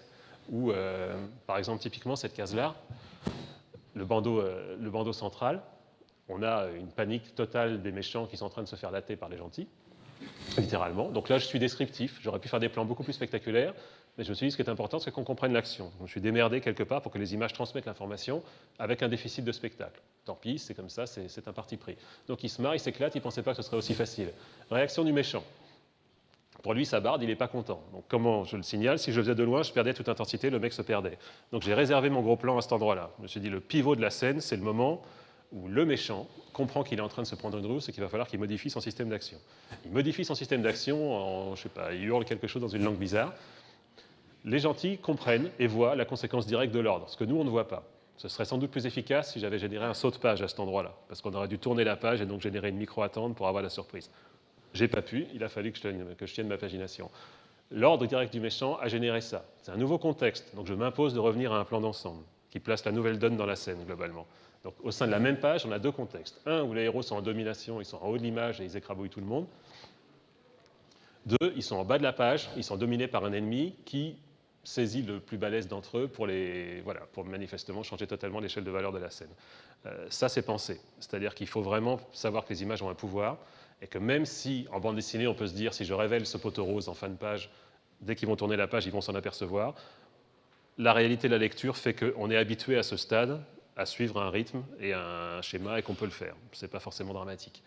Donc on peut conserver cette idée simple que l'image va transmettre son information, même en révélant des informations avant l'heure. La page, c'est très important, comme je vous disais, on ne contrôle pas le temps. Donc on révèle des paquets d'informations par paquet d'informations.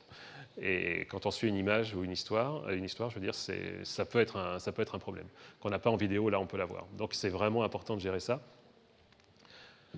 Sachant, comme je disais, qu'il y a une tolérance, vu que ils vont globalement, essentiellement, suivre le rythme de lecture habituel. Donc ça n'est pas tragique, mais il faut quand même savoir que s'il y a vraiment des grosses révélations à faire, il vaut mieux les faire en début de page, après un saut de page, donc après une page impaire, qu'en plein milieu d'une page. Voilà, il faut le savoir. Après une succession de gros plans, strictement pour expliquer l'action. C'est-à-dire que, comme en bande dessinée, on a un espace restreint, les pages sont petites, on ne peut pas, quelles que soient les parties pré-narratives dans lesquelles on va, ne faire que du plan d'ensemble ou du plan descriptif. Il faut faire des choix, ne serait-ce que pour que la page soit agréable à regarder, parce qu'il faut qu'il y ait des rythmes. Tout ça, c'est affaire de rythme, tous les dessinateurs le savent, c'est-à-dire qu'il faut générer des pleins, des vides, des zones de détail, des zones de respiration. Et la loi de la narration est rigoureusement la même, c'est-à-dire qu'il faut que la page soit attrayante et payante au feuilletage pour être un objet graphique plaisant, à mon avis, pour placer dans un contexte et placer la maturité du récit, c'est-à-dire que ça dit, en gros, je connais mon boulot, vous pouvez me lire, il n'y a pas de problème, vous allez voir, vous allez passer un bon moment. Et ensuite, il faut que ce soit au service de la narration et de la page. Donc voilà, je vais revenir au processus. Alors, ouais, là, c'est un montage alterné. En fait, toute la séquence est un montage alterné entre le docteur Livesey qui essaie de faire péter la baraque depuis la cave et la baston qui a lieu à l'étage supérieur. Donc encore une fois, depuis le scénario, je fais ce découpage. Cette méthode, j'en ai beaucoup parlé avec des gens comme Denis Bajram ou Alex Alice, c'est une méthode qu'on a tous plus ou moins adoptée, parce que c'est Alex d'ailleurs qui l'avait mis au point à la base, parce qu'elle oblige à segmenter les réflexions et les points d'attention. C'est-à-dire qu'il y a tellement d'informations diverses qui arrivent quand on lit une histoire, qu'arriver à en faire une page, en fait, déjà une séquence puis une page, c'est en fait très compliqué. Très compliqué parce que ça oblige d'un signal complexe à faire des choix et en dégager les trois quarts. C'est douloureux, c'est pas forcément très facile. Il faut le faire. Et cette méthode permet d'avoir l'impression de ne pas tout faire en vrac. C'est-à-dire à chaque fois, ça sectorise l'effort. Donc le fait de dire une case, une action, un dessin par case, fait qu'on arrive à un certain nombre de vignettes de taille égale. Et à partir de ces vignettes de taille égale, on va pouvoir commencer à réfléchir à son gaufrier. Qu'est-ce que c'est le gaufrier? C'est les petits éléments qui sont en bas à droite. Moi, je ne fais pas de storyboard, c'est comme ça, je m'en tiens à ce système-là. C'est quelque chose qui structure, en fait, exactement comme un camembert, les points d'importance de votre scène. Les grandes cases, les petites cases. Ce n'est pas forcément que les petites auront moins d'impact, d'ailleurs, parce qu'un gros plan dans une petite case peut être largement aussi impactant qu'une grande case de décor, largement. Mais bon, ça, après, c'est votre gestion. Et donc, on a un certain nombre de vignettes qui sont comme ça. Moi, j'ai une vignette qui montre, hop, voilà, le docteur Livesey dans sa pièce, il est tout seul, il y a eu une baston dans cette pièce il n'y a pas longtemps, mais là, il y revient, il n'y a plus personne. Il va essayer d'allumer une mèche. Dans le même temps, à l'extérieur, les grosses portes de la cité sont en train de céder. Et dans un troisième lieu, on reprend la baston que je vous ai montrée sur la page précédente, on a le super méchant qui a massacré le gentil, et donc nos protagonistes qui vont tenter une opération désespérée pour le...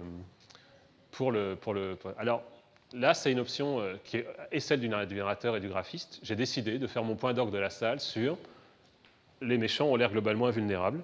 C'est un autre pivot dramatique qui dit la baston est perdue. Il n'y a aucun moyen de gagner cette bataille globalement. Donc ça change le comportement. Et j'ai trouvé ça plus important que le danger imminent de la flotte qui va envahir la cité ou du docteur qui va-t-il réussir ou pas à allumer la mèche et donc à provoquer la destruction finale. C'est un choix parce qu'encore une fois, je suis plus intéressé par le fait que les cadors qui gagnaient la scène 2 pages au précédent, qui sont les gens qu'on aime bien et qu'on n'a pas envie de voir perdre, réalisent tout d'un coup qu'ils sont face à un combat impossible, plutôt que l'aspect spectaculaire ou logistique d'environnement qui dit des éléments extérieurs vont faire que la donne change. Mon point de vue a été celui-là. On aurait pu faire totalement l'inverse.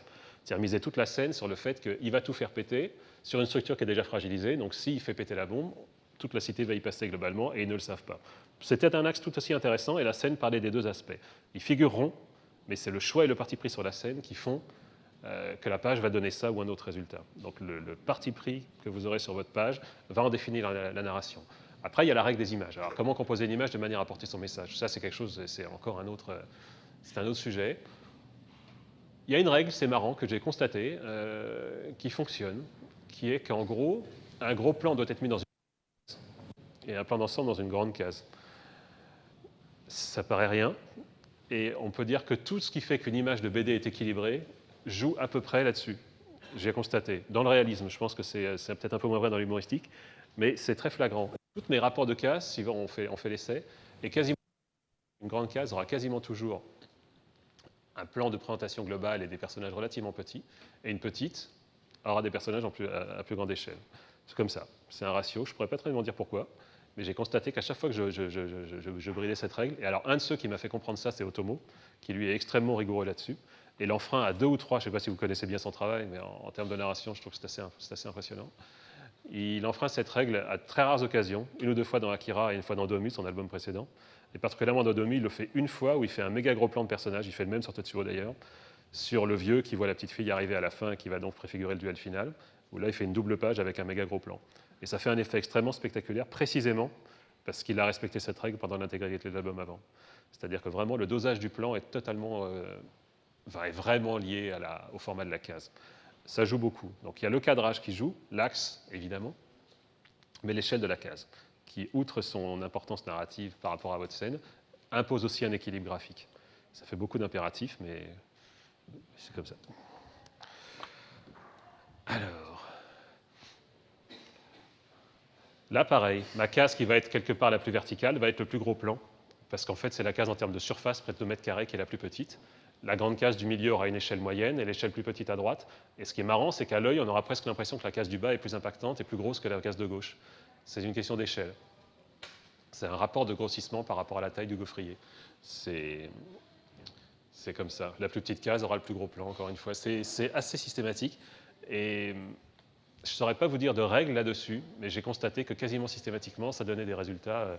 Voilà, pareil. Grande case de présentation, je fais la mise en contexte. Ça, c'est une règle aussi, elle n'est pas forcément respectée, mais en ouverture de page, pourquoi est-ce qu'on fait toujours des césures de page? C'est parce qu'il y avait un rite de prépublication à une certaine époque, d'une part, qui imposait quelque part qu'on arrive, pour générer une attente d'une semaine à peu près, à une clôture du récit à peu près cohérente. Mais il y a aussi un autre truc, qui est que c'est le seul moment du récit où on peut générer une vraie attente. C'est-à-dire qu'en fin de case, quand moi je balance un signal de ce genre, je peux générer une attente et une curiosité. C'est mon seul moment où je peux le faire dans la bande dessinée, c'est en fin de page de droite. Donc il faut essayer, quand on écrit ou qu'on découpe, de bien avoir conscience d'un de ces moyens. La bande dessinée est très hiérarchisée, donc il faut vraiment essayer de bien doser ses effets et de les mettre à tel ou tel moment. Là donc pareil, en ouverture de page, je refais le système classique, c'est-à-dire que je fais une mise en contexte. Je dis où on en est. Notre héros qui dominait la situation est maintenant totalement seul, il est dominé face à un gouffre, et il a une horde de gars qui lui tombe dessus. A priori, pas beaucoup de défense, il va tenter le tout pour le tout. Comme c'est pour lui une décision lourde de conséquences, je fais un gros plan qui précise d'une part que c'est intense, et d'autre part qui précise son expression et donc son état d'esprit. Et donc je fais une petite case. Alors que narrativement, instinctivement, on aurait pu se dire, la grande décision, c'est le moment où il décide de tenter le tout pour le tout et de se suicider, est le moment fort de la case. C'est vrai, mais j'en fais une petite case parce que ça impose un gros plan. Et je sais qu'en termes graphiques, si j'avais décidé de faire un tiers de page pour faire ce gros plan, j'avais un problème narratif qui éclipsait totalement tout le reste de la narration et qui crée un déséquilibre graphique dans la page. Donc, il faut le gérer aussi. Donc ça, c'est une règle dont parle d'ailleurs Scott McCloud dans son Art invisible, que j'encourage largement. À un détail près sur le Scott McCloud, sur lequel je suis 100% d'accord sur tout, mais il omet un truc, parce que lui est assez radical dans une option, c'est que le dessin peut avoir une force d'expression en lui-même. Il ne parle jamais de ça. Il parle de beaucoup de choses. Il parle de la narration, il parle des ellipses, il parle du pouvoir de la bande dessinée, de ce qu'on peut en faire. Mais il oublie de dire qu'à partir du moment où sa narration qui est en place et son gaufrier qui est en place, le dessin peut participer à exprimer quelque chose. Une vibration, une colère, une sensibilité, quelque chose qui participe quand même au message qu'on va recevoir. Et ça, c'est la touche finale par rapport au gaufrier, c'est-à-dire que le dessinateur reprend le dessus à ce moment-là. Ce qui est terrible avec ce genre d'exposé, c'est qu'on a l'impression que c'est vraiment pas un métier de dessinateur. En fait, c'est vrai que la narration pure et dure est quelque chose de très, très conceptuel. Parce que le nombre de paramètres à régler impose la méthode. Si on ne le fait pas, on a des pages qui sont déséquilibrées et on aura l'impression de ne pas savoir dessiner, de ne pas savoir faire un ancrage. Ça vient généralement pas de là. Une bonne échelle de plan dans une bonne case fera un dessin qui tient. C'est comme ça. On peut décalquer de sa mauvaise main n'importe quelle page bien équilibrée, ça fera une super page. On peut dessiner magnifiquement une page mal équilibrée, ça fera une mauvaise page et des mauvais dessins. Parce qu'ils ne seront pas à leur place, ils ne seront pas mis en valeur, ils ne résonneront pas les uns avec les autres. La bande dessinée est vraiment une affaire d'équilibre. Surtout, alors là, quand on fait des pages de ce genre-là, qui ont entre guillemets pas mal de graphisme, c'est-à-dire qu'il y a des images, il y a des effets de lumière, il y a des effets de composition, il y a des, voilà, on n'est pas dans de l'épure. Il peut y avoir des très forts potentiels de nuisance entre les images et donc entre les émotions des images. Et donc ça demande un effort de structure là-dessus. Bon, on peut aussi ne pas aller dans cette direction-là, hein, mais dans tous les cas, c'est une affaire d'équilibre. C'est impressionnant de voir à quel point des gens comme Hugo Pratt ou comme Otomo ont pu totalement comprendre ce qui faisait qu'un... On pouvait faire des abstractions, d'ailleurs, c'est intéressant par rapport... Il y a beaucoup de gens qui font ces efforts-là de radicaliser des cadrages d'images en des points qui sont des boules ou des bâtons, des choses de ce genre, ou des pleins et des vides, des noirs et des blancs, juste pour voir si tout n'est qu'affaire d'équilibre et de complémentarité. Bah oui, vraiment. En bande dessinée, ce qui fait que le dessin fonctionne, c'est non seulement qu'il soit complémentaire, enfin, qu'il soit bon lui-même et qu'il soit complémentaire avec son voisin. Parce que c'est une somme. C'est la somme des images et c'est la somme du texte. Et l'émotion va être la reconstitution de tout ça. Donc il faut être très très vigilant sur à quel moment on décide d'employer telle ou telle arme et laquelle sert à quoi. Je vous encourage aussi à ne pas vous laisser submerger par des interdictions tendances, entre guillemets. C'est-à-dire qu'il y a toujours des courants qui considèrent qu'il faut minimiser le texte au maximum ou qu'il y a des règles qui font qu'une bonne BD c'est ci ou c'est ça. C'est généralement pas vrai. C'est-à-dire que des gens vont avoir une sensibilité graphique, d'autres une sensibilité littéraire, d'autres les deux. L'important c'est que l'émotion passe. Donc il n'y a pas de règles qui font que la page sera bonne fondamentalement, mais par contre, c'est la seule chose, c'est qu'il faut que l'émotion soit passée. Si vous êtes un bon littéraire, tartinez du texte off et du dialogue. Il ne faut pas hésiter, parce que l'important, c'est que votre spécificité apparaisse. L'enjeu, il est rigoureusement celui-là. Donc vous ne freinez pas, il n'y a pas une manière de faire. Il y en a beaucoup, il faut bien se connaître, bien savoir où on est bon, et tout balancer. Et après, le travail que je dirais formel est d'arriver à rendre ça agréable. Agréable et lisible, et clair. Et là, moi, c'est l'effort que j'ai fait. Comme j'ai un dessin touffu et bordélique, il a fallu que je me surstructure dans mes boards pour que ce bordel devienne quelque chose d'ordonné, de lisible. Sinon, ça devenait totalement baroque. Voilà. Alors là, c'est... Merde. Voilà. Ça, c'est une page importante, entre guillemets, parce que j'avais énormément de... Donc toujours la même histoire, grosso modo, il s'est pris la même substance qui fait qu'il est aussi dans un état hypnotique où il voit des choses terrifiantes. Il sait que c'est une illusion, mais il va falloir qu'il se débarrasse d'un problème. C'est une scène de mort du protagoniste, entre guillemets. Et là, il y a des partis pris vraiment qui déterminent totalement ce qu'on est. Tiens, il y a une autre scène aussi. Allez, je vais faire les effets. Voilà. Ça, c'est une scène qui m'a posé un problème, qui est intéressante pour une raison, à mon avis. C'est que j'ai fait, à mon sens, ce qui pourrait être interprété comme une erreur, et qui en est possiblement une. Je vais vous expliquer pourquoi. La scène raconte, toute la scène, l'enjeu est fait autour d'un espèce de prêtre dément qui veut récupérer le gamin de Lady Hastings pour en faire quelque chose qu'il regarde lui. Et les pirates veulent la récupérer, font tout ce qu'ils peuvent pour essayer de renverser cette tendance. Et c'est un moment où le gars a beaucoup de monde autour de lui, a tenté tout ce qu'il pouvait, s'est bien battu, mais n'a plus de solution. Et il va se sacrifier. Donc il va balancer une espèce de molotov qui va foutre le feu à l'intégralité de la baraque. Bon, c'est sa solution. Et dès lors, moi j'ai pris des parties pris graphiques qui sont des parties pris graphiques elliptiques de narration. Et ça peut être une erreur. C'est chacun de voir, c'est... Voilà. Il a dans sa main une épée et une tête coupée. Là on dit, il s'est bien battu, il a fait ce qu'il pouvait, le gars mérite son poste. Case d'après, il a lâché l'épée et un molotov. Et l'action principale de la case, qui est que le gars va se sacrifier et faire brûler l'intégralité des plaies qui sont autour d'eux, est traitée en ellipse. C'est-à-dire que je montre la conséquence sur un deuxième pirate, mais je ne montre pas l'action. Bon, logiquement, il n'aurait pas fallu faire ça. Logiquement, la case priorité autour duquel aurait dû s'orienter la page était le gars balançant le molotov, tout qui explose, et lui qui crame avec les prêtres qui crament autour. C'était le clé de la scène, c'est là où on montre la conséquence de ses choix et de ses... Et bien là, c'est une question de sensibilité. Moi, personnellement, je n'aime pas, je m'en aperçois, être trop évident.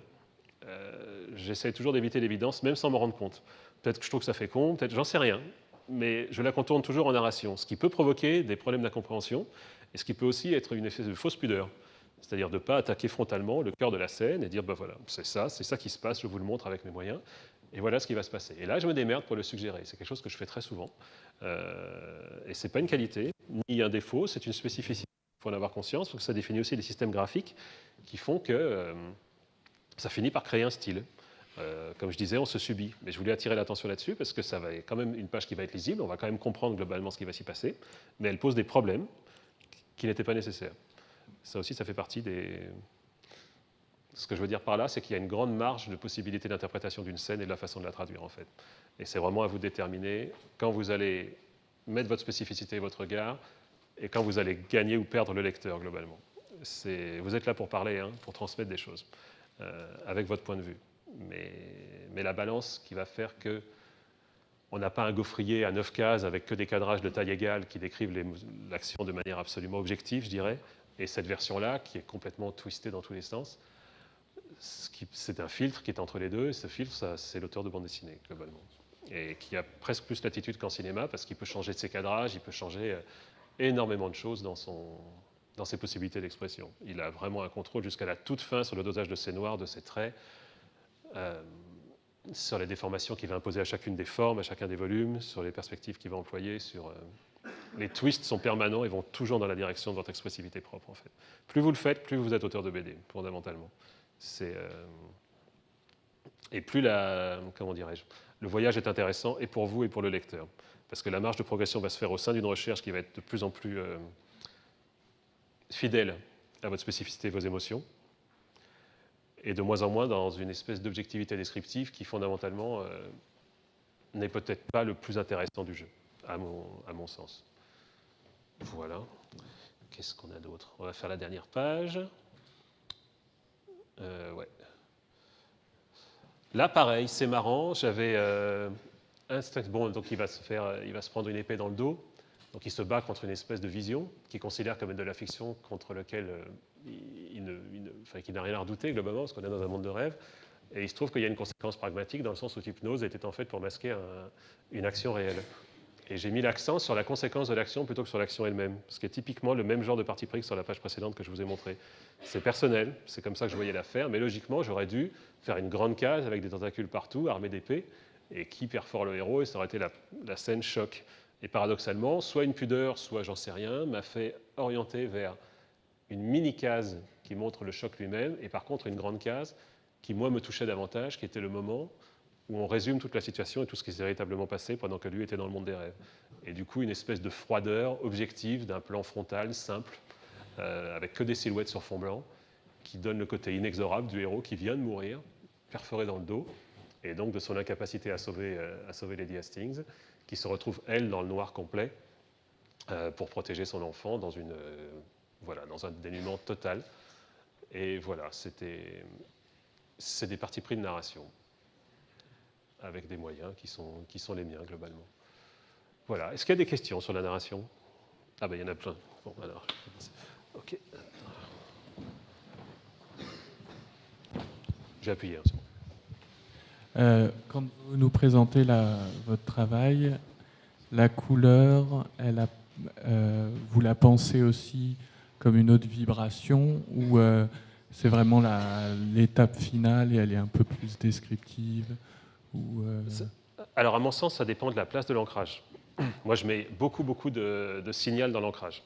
Il y a de la lumière, il y a du noir, il y a de la dramatisation. Donc la couleur, je m'en sers très personnellement pour définir les scènes de théâtre. C'est-à-dire, en gros, le rideau s'ouvre sur une scène bleue, ou sur une scène jaune, ou sur une scène rouge. Ça me permet de doser une intensité dramatique, mais surtout, créer un rythme global de narration, c'est-à-dire une identification au sein de l'histoire, que je trouve très important. C'est perso, mais au feuilletage, j'aime bien quand l'album est sectorisé, que je sache qu'il y a des moments d'intensité, des moments de calme, des moments de conflit ou des moments d'attente. Et intuitivement, quand je lis un album qui est rythmé dans ses couleurs, comme dans son signal graphique, je sais que l'histoire est rythmée également. Et donc je sais que le récit est au point, entre guillemets, que je vais avoir mon lot d'émotions globalement. C'est vrai qu'un signal couleur qui est trop pensé à l'unité, c'est-à-dire encore une fois, je regarde la page illustration. L'inconvénient de la page illustration, souvent, c'est qu'elle est équilibrée par rapport aux mêmes règles et que l'objet prend tellement de temps à son auteur qu'il le pense un peu tout de la même manière et plus en continuité, c'est-à-dire plus une attente qui va générer une action, etc. Donc un ensemble en fait, d'éléments qui se répondent. Et donc moi, avec mon système, je fais mon signal d'expression, on va dire, pictural à l'ancrage et la couleur est une signalétique en fait, davantage. Voilà.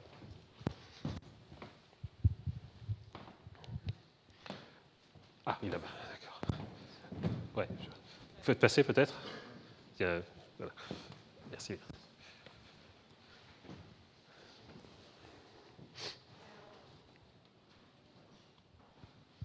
C'est bon? Oui. Moi, je voudrais vous poser une question au sujet des cases. En fait, je remarque que dans votre travail, c'est très, c'est assez traditionnel, c'est-à-dire que les cases se montent pas les unes sur les autres, etc. Ouais. Voilà. J'ai remarqué que par exemple dans les mangas, c'est quelque chose que les mangaka font beaucoup, de faire les cases qui se superposent les unes les autres. Ouais. Et je voulais savoir si vous pensiez que ça permettait une autre lecture, si vous pensiez que c'était plus difficile, plus facile. Alors, ma réflexion entre guillemets là-dessus, c'est que ça tient à deux facteurs. La pagination. Les mangas ont énormément de pages et donc peuvent surdécouper les actions. Donc on peut quasiment faire une image par page. J'exagère, mais il y a un petit peu de ça. C'est-à-dire qu'on découpe et on surdécoupe et on surdécoupe. Et donc on fait qu'une scène qui va devoir prendre 3 pages en franco-belge peut en prendre 25. Donc on va creuser la scène d'une manière différente. Ah non, tu gardes, bah oui, bien sûr. Donc voilà, nous on a un impératif de 46 pages en gros, et donc on est à entre 7 et 9 cases par page. Donc il faut se démerder pour que le signal reste intense et ait une unité narrative. Par exemple, on peut se prendre de passion pour une scène et envie de la surcreuser, surtout quand on lit du manga, on se dit ok, là je peux faire une poursuite, ou là je peux faire une attente ou une exploration et faire monter l'émotion pendant 10 pages. Le problème, c'est que ça va très bien marcher sur les 10 pages, mais ça va rendre totalement indigeste le reste, qui va devoir compenser la vapeur, tenir son cahier des charges scénaristique et donc faire du découpage en 12 cases. Et je radicalise un peu, mais il y a un peu de ça. C'est-à-dire qu'hélas, il faut arriver à maintenir l'intensité. On n'est pas dans l'abstrait, on est quand même dans la contrainte d'un média, comme en film. Et donc, bien sûr qu'il y aurait moyen, et bien sûr que... Alors, l'autre système fait que comme il y a beaucoup de cases et beaucoup de cohabitations d'images qui ne sont pas forcément faites pour cohabiter, il faut se débrouiller pour qu'elles puissent supporter la cohabitation. Et donc, toute complication supplémentaire peut encore compliquer la lecture. C'est-à-dire, il y a eu en franco-belge beaucoup d'études, Andreas notamment sur les gaufriers a fait des études incroyables et tout, mais finalement les auteurs reviennent souvent à des découpages assez classiques, en 3 bandes entre guillemets pour du réaliste et en 4 bandes pour de l'humoristique ou du nouvelle BD avec des graphismes. En fait, plus on a un dessin fouillé, plus on va vers du 3 bandes, et plus on a un dessin épuré, plus on va vers du 4. C'est à la serpe, mais en gros c'est ça. Et comment dire, c'est difficile de transmettre une scène en fait, globalement. C'est assez compliqué d'être assez affûté sur l'émotion qu'on va faire passer et sur les moyens à prendre. Toute complication supplémentaire, au bout d'un moment, on a tendance à l'écarter pour être certain que la note passe au plus juste par rapport aux moyens qu'on a. Et les surraffinements, entre guillemets, arrivent vraiment à des moments où, là, j'ai fait un petit insert d'une grande audace, parce que je m'étais dit, bon, j'ai un blanc qui circule, j'aurais pu faire... Il n'était pas nécessaire, en fait, mais j'ai vraiment envie qu'on ait mal pour lui à ce moment-là. Donc j'essaie de dégainer les moyens dont je dispose pour le faire, tout en essayant de conserver l'espace, en disant, mon point d'orgue, c'est ça, il faut bien réaliser ce qui s'est passé, je veux que les gars fassent un point d'arrêt là-dessus, et se prennent ensuite dans le désespoir du gars qui est en train de crever à 2 mètres de la fille qu'il essaie de sauver, et de elle qui, du coup, est perdue dans l'obscurité, seule, et qui va devoir se démerder toute seule pour affronter ce qu'on va découvrir dans la page d'après. Et là, pour le coup, j'ai bien planté mon suspense, c'est-à-dire qu'il va vraiment falloir tourner la page, et pour vous, attendre 2 mois et demi pour les plus courageux, pour savoir ce qu'on va voir sur la page d'après. Mais c'est les moyens qu'on a, il faut jouer avec, quoi, globalement. Oui. Je voulais savoir, est-ce que quand tu fais une page, tu mets une limitation au nombre de cases sur chacune des pages, un maximum, non, c'est très minimum, variable. Ou bien non, c'est... tu sais, il faut, une fois qu'on a son histoire, globalement, moi, il y a un truc que je fais qui est marrant, qui est, je lis toute l'histoire. Je dois sectionner ça en 46 pages, mettons. Peut-être ça va être 52, mais j'essaie de me tenir à 46.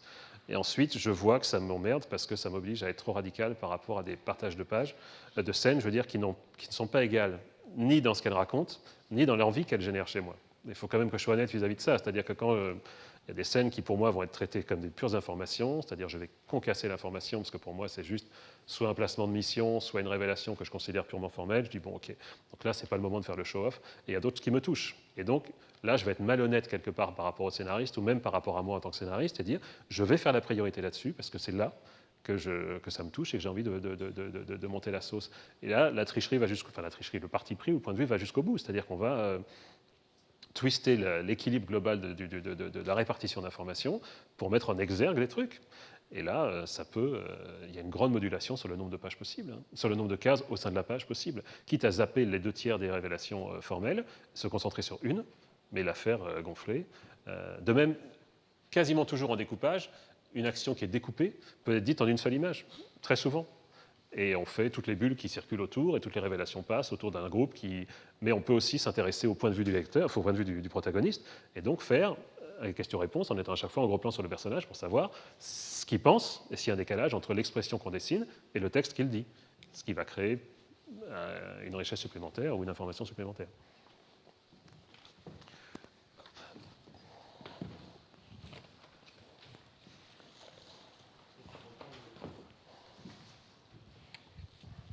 Pour reprendre la suite à la question sur le découpage des planches, je voulais savoir comment tu gères le rythme, en fait, c'est-à-dire quelle liberté en fait tu te gardes pour ton expression, suivant le rythme des actions, suivant l'émotion que tu veux faire passer, par rapport aux règles qui s'imposent, quoi. Tu nous avais pas. C'est très empirique. C'est-à-dire que le moment du board, moi c'est vrai, comme je vous l'avais montré, c'est un peu primitif. Voilà, c'est pas vraiment du board, c'est juste quelque chose qui, justement pour répondre à cette question, me laisse une grande latitude au moment du dessin. Parce que j'aime que le dessin soit une projection de quelque chose et pas une exécution. Alors, en illustration, c'était pareil. Je ne suis pas un très bon, comment dirais-je, très technicien là-dessus. C'est-à-dire que j'ai ma charge écrite, je sais globalement quelle doit être l'émotion et surtout l'information de la scène, factuelle. Il faut que l'histoire avance, donc il faut que les situations changent et que la réalité change. Et une fois que j'ai défini mes cadrages et mes compositions, qui sont peut-être lisibles que par moi, mais voilà, c'est tout petit et je veux que ce soit volontairement petit. Je veux que ce soit volontairement pas du dessin, mais juste de la prise de notes de composition. Alors là, après, je dessine. Quand je suis sur ma page, je n'ai pas prédessiné, je n'ai pas mis en place de posture, je n'ai pas fait de croquis. Donc je suis encore totalement libre au moment où j'attaque la page de faire mon travail de dessinateur. C'est-à-dire le mec va tomber, il a peur, le mec va cogner, il est en colère, il faut qu'on sente le poids. Le mec avance et il veut leur péter la gueule. Il a sa prestance. Et je veux avoir cet état d'esprit en tête et ne pas avoir la solution en tête au moment où je fais la page. C'est personnel parce que je tiens à être dans l'immédiateté de l'émotion au moment où je dessine la case. Je ne veux pas que ce soit une strate. Je n'aime pas la technique de dessiner puis de passer à la table lumineuse, etc. Ça m'ennuie parce que je résous un exercice plutôt que d'être dans l'expression de l'émotion du dessin, entre guillemets. Donc oui, la triche a lieu, même parfois à ce stade, une fois que le découpage est là. Par exemple, comme je disais sur la page précédente, j'avais rajouté une case pour préciser l'émotion parce qu'elle ne passait pas dans mon dessin d'origine. Et donc, il faut tricher, bien sûr. Il faut que l'émotion passe par tous les moyens. Là-dessus, il ne faut pas être prisonnier de dogme. Il faut avoir les quelques règles en tête. Il y en a 4-5. Vraiment, lisez L'Art invisible parce que ça vaut vraiment la peine. Et une fois qu'on a compris ne serait-ce qu'un dixième de ce bouquin, on peut faire des BD parfaitement lisibles. Voilà. Vous me passez plus de travail à définir sa spécificité et son point de vue qu'à vraiment étudier tout ce que la BD est possible, parce que les possibles de la BD, on peut les potasser à fond, les idées sont là. C'est-à-dire que si l'envie de la scène est là, trouver les moyens pour l'exprimer, c'est un travail. Mais ça ne va pas vous empêcher d'avoir des idées. Il ne faut pas raisonner à l'inverse. Il ne faut pas se rendre prisonnier d'un système et se dire, bon, pour l'instant, je ne peux pas le faire, donc ne pas le faire. Non, ce serait dommage, parce qu'il faut mieux être un peu maladroit et dire les choses qui sont touchantes qu'avoir un truc parfaitement résolu, mais un peu stérile, quoi. Voilà, enfin, en gros, c'est mon point de vue. Bon, merci à tous d'être venus, en tout cas.